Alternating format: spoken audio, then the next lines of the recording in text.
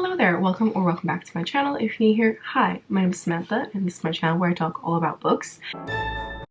Anyway, hello and welcome to Vlogmas Day 2. Today we're going to be talking about all of the books that I want to read before the end of the year. So my December TBR, basically. I explained yesterday I haven't been reading, so we're going to see how it goes. But I'm really excited about all of these books, so like I hope I can do it because all of them are really exciting to me and I've been like eyeing them. They've been on my nightstand for months, just like read me, which I think part of the problem about like my reading slump was that I kept on like trying to make myself read specific books instead of just reading what I wanted to read, so that just made it worse and worse and worse. Anyway, but because I feel like reading all of these, hopefully I can get out of my reading slump and enjoy all of them. I'm trying to have the best end of the year reading wise as possible. I haven't felt like passionate about any books apart from two, and one of them I felt like so disappointed by that I felt passionate about it, and the other one I loved it so much that I felt passionate about it. But yeah,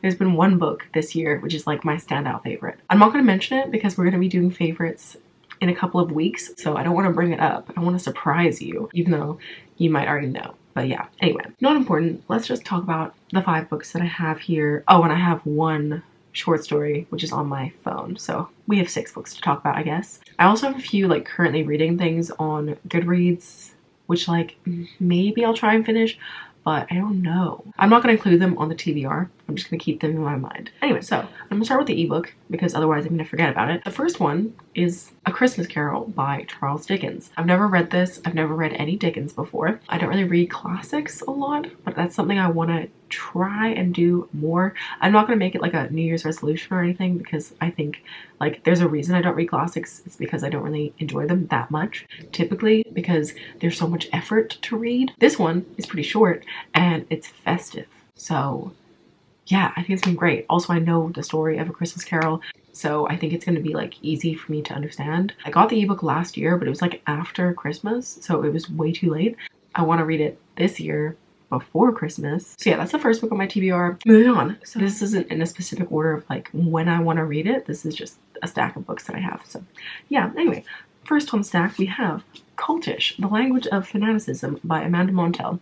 I bought this book in September, I think, because I heard Noelle from Noelle 7 Pages raving about this, and my favorite book of the year was recommended to me by Noelle, so I trust her. Also, this is basically a book about the language of cults and like influence, which is something that I find so interesting.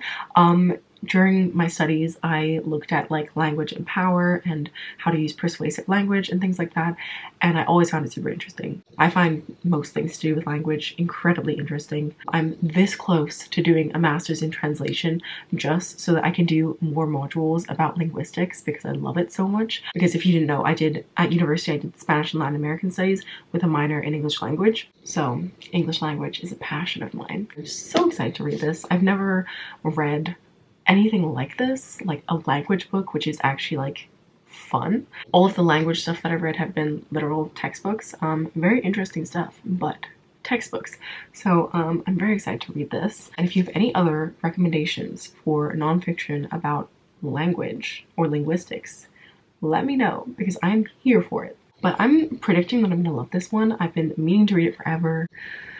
I just want to read it so bad. So yeah, I might have to start with this one. I don't know. I'm so excited. Next we have The Hawthorne Legacy by Jennifer Lynn Barnes. This is the sequel to The Inheritance Games, which I'm actually currently reading because it's still November when I'm filming this, but I'm planning to finish it today. So yeah, the whole reason I wanted to reread The Inheritance Games was because I forgot the very ending, and I knew that I needed to reread it to refresh my mind before I jumped into the sequel. But yeah, I've been wanting to read this since it came out in September, and then the reading slump happened, so I haven't read it yet, and I'm really excited to do so. So yeah, hopefully I read this one super quickly because the first time I read the first book, I read it in 24 hours. Hopefully I enjoy this one just as much as I did enjoy the first book the first time. It's not that I'm not enjoying it the second time, it's just it's been a lot slower. But if you don't know what The Inheritance Games is about, it basically follows our main character Avery, who really doesn't have any money.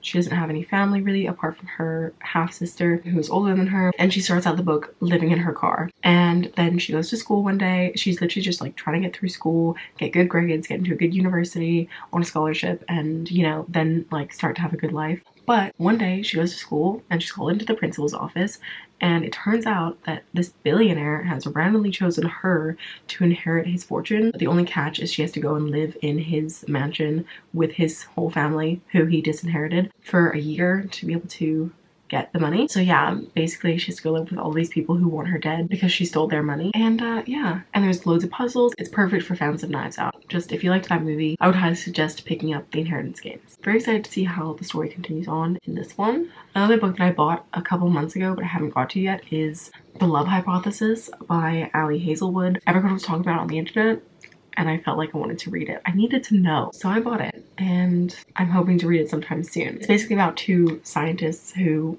hate each other and end up fake dating, I think. And like one scientist, I think the girl, comes up with this hypothesis on like how to be happy. I don't know. I'm not really sure. I don't even need to know the plot. I just know that like this has been so popular. I feel like I haven't read a romance in such a long time, so I'm excited. The next book that I have on my list is one that I wanted to read in October, but reading slump time. But that is The Raven Boys by Maggie Stiefvater. I don't know why, but this book just has like such autumnal, wintry vibes to it. I really wanted to read it in October, November time, but I didn't, but that's fine. But I think everyone knows what The Raven Boys is about. I read this book for the first time like 7 years ago and I enjoyed it, but I think I would appreciate it a lot more now because it's very much character driven instead of plot. And I used to be more of a plot reader, so I've been meaning to reread it for years because I think I would enjoy it, but I just haven't yet. So hopefully I can read this in December. If not, I think January will be fine. I'm planning to read it now. Let's see. We'll see how it goes. Anyway, and the final one I have on my TBR has been on my TBR for 2 years.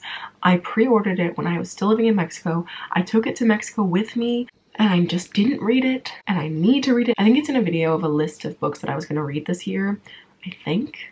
But spoilers, we're going to talk about that video next week, I think. And I still haven't read it because I thought it would be perfect for winter time. So I was waiting for winter and I still haven't read it.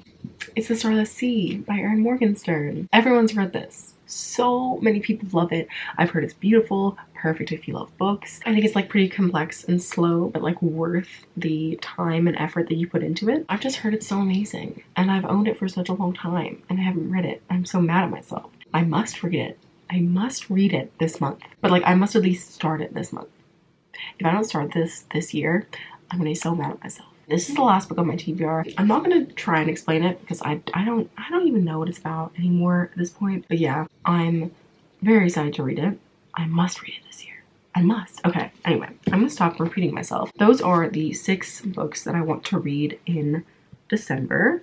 Finishing off the year strong. We'll see how it goes. Please let me know what books you are planning to read in December down below. I would love to know. Have you completed your goals for the year, or is this your month to play catch up to try and complete all the goals before the new year? I don't know. Let me know. If you've read any of the books I talked about, let me know your thoughts down below. I would love to know. If you made it all the way to the end, please leave me a key emoji because of the Starless Sea. And yeah, that's all that I have. Thank you so much for watching. I hope you liked this video. If you did, please give a thumbs up. If you're new here, feel free to subscribe down below. And I'm doing Vlogmas, so I'll see you tomorrow with another video. Bye.